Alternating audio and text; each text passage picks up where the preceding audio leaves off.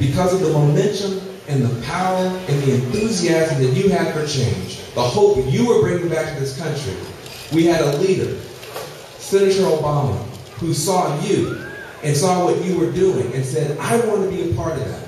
I can add to that. I can bring leadership. I can bring vision to it. And we can use that to get around the Democratic machine, around the Republicans. We can do something different. That's how we got to where we were in 2008.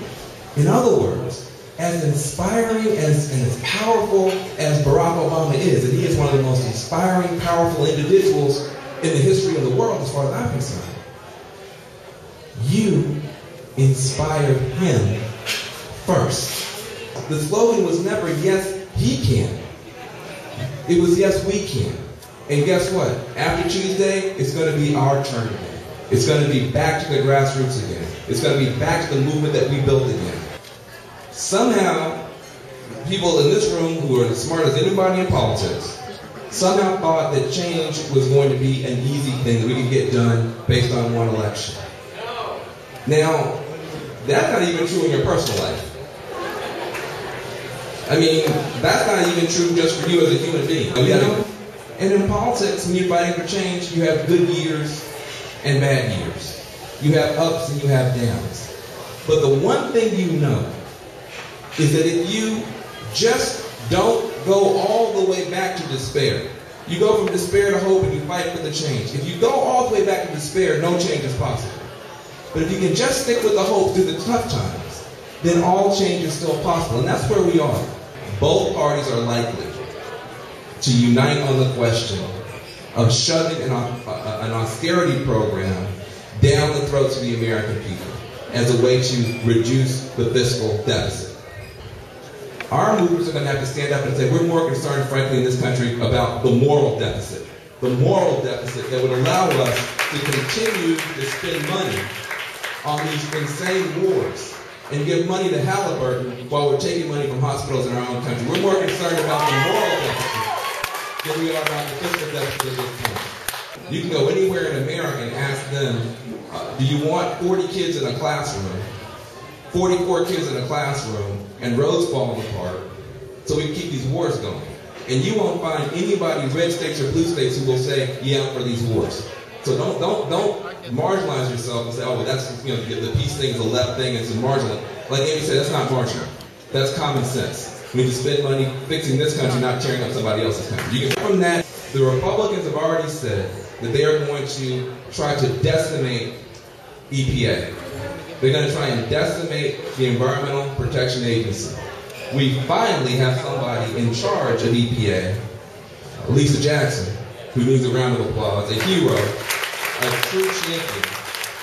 The Supreme Court says Lisa Jackson, under the Clean Air Act, has the authority and the obligation right now to start dealing with greenhouse gases, whether Congress likes it or not. She's got that authority right now, according to the Supreme Court. The Republicans, having stopped us from being able to have a climate bill, are now going to say, okay, well, we stopped it in Congress, now we're going to change the rules to strip that authority away from her. That fight is going to be the most important fight for the environment on planet Earth next year. If we allow the authority that she already has to be taken away, then we're defenseless. An attack on Lisa Jackson is an attack on the entire progressive movement. We got to let people know that right away and get ready for a big fight. There are 80,000 coal miners in America today. They are America's heroes, okay? They risk their lives, they risk their lungs, they risk their limbs, every day going down in those holes to pull out coal so we can keep powering America in the same old way. They are heroes. There are also 80,000 workers in the wind industry right now. 80,000 working right now to power America in a clean way, thanks to what we did here in this town against Republican opposition. 80,000 wind workers. The solar industry supports right now, today, Monday morning, getting up, going to work, 46,000 more jobs. Those are great jobs. So just with wind and solar alone, in a tough economic environment, against gravity, with Congress missing in action, people like yourselves have been able to find ways to create 80,000 wind industry jobs, 46,000 jobs supported by the solar industry. That doesn't count the energy efficiency work that's going on, the smart grid, smart batteries, and that's just in energy. That doesn't count the organic food stuff that's going on. The green economy that you've been supporting is the only thing in America that's actually growing. You did that. You did that. Okay? The other side doesn't sit around saying, well, we'll have a good movement when Boehner gives a better speech. They don't do that. And we used to not do that. Somehow we became a movement after our greatest victory that literally now sits around munching popcorn, watching TV, waiting for one person to give a great speech so we can feel good. That's not how we got here. That's not how he got there. Right? And that's not who we are. The days are now over when any of us can afford to wait for politicians in Washington, D.C. to set the tone and the tenor and the pace of our movement. Those days are over. That comes to an end on Tuesday. On Wednesday, it's your turn again. The beauty and the creativity. Imagine just for a second that you didn't know who was in the White House. All you knew was all these problems that we've got. What would you do? How many rallies would you have in your own community? How many times would you go down to the farmer's market and hold up signs and sign up neighbors? And you wouldn't wait for an order or a speech. You would just stand up for the best in your country. In other words, you go back to being how we used to be. Now, once we unleash that force again, we're not going to be stopped ever again. Understand that. That is the great fear, I think, that the other side has. They're not concerned about what's going on in D.C. They have that under control. They're concerned about what you represented when you were out there, every color, every class, hugging and kissing November 2008. They've never seen that before. The world had never seen that before. That does not have to be the great exception in the American story. If we decide in this room that that day, that feeling is going to be the great example of who we can be every day as a country, what it will look like for us to stand together every day as a country, not trying to win on one day, the election day, but trying to win every day by winning more and more people over, we will be able to achieve in this country every single thing that we said we were going to do in 2008 and much, much more. It is no longer up to the politicians, it's up to the people, and yes, we still can. We still can. Thank you very much. This is not a left-wing period, it's not a right-wing period. This is a volatile period in American politics. People are looking for answers. People are looking for leadership. People are trying to figure out who is on my side. Who cares about me? I know who cares about Wall Street. I know who cares about Halliburton. Who cares about me? And you build a movement based on principles. And you can't build a movement based on what's going on in the subcommittee of the subcommittee and the public option and I'm a lawyer. I don't understand all that stuff. But you can build a movement based on principles. And here are the principles we got to have.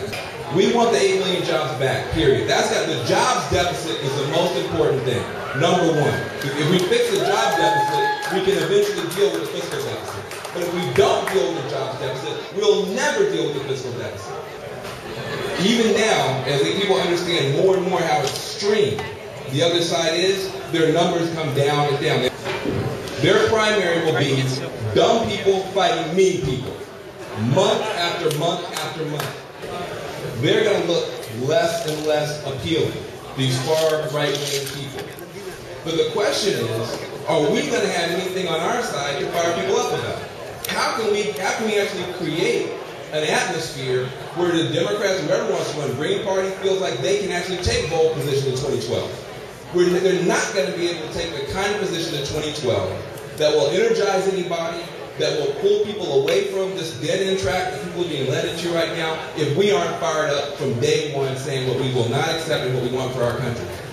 This issue of jobs is absolutely key, and it relates to everything, from war abroad to how we spend our money at home.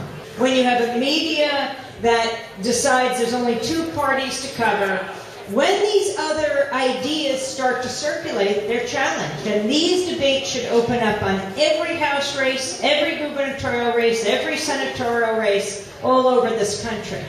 And the other issue that we have to raise that's absolutely critical now is the issue of money in politics. I mean, that money is drowning our democracy in this country. The fact that $4 billion is being spent on these midterm elections.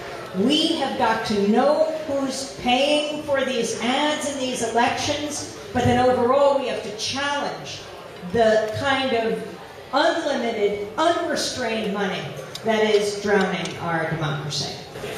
This is a character testing moment for us. Right now we're happy. It is likely that on Tuesday night you're not going to be happy. Or we're going to say, you know what, I actually did a lot more in 2008 to help the guy get elected, many of us, than I did in 2009, 2010 to help these people be successful. And I'm not going to make that mistake again. If you and I make a decision that in 2011 we're going to work as hard for change as we did in 2008, we will roll this thing back. So it doesn't matter what group you join.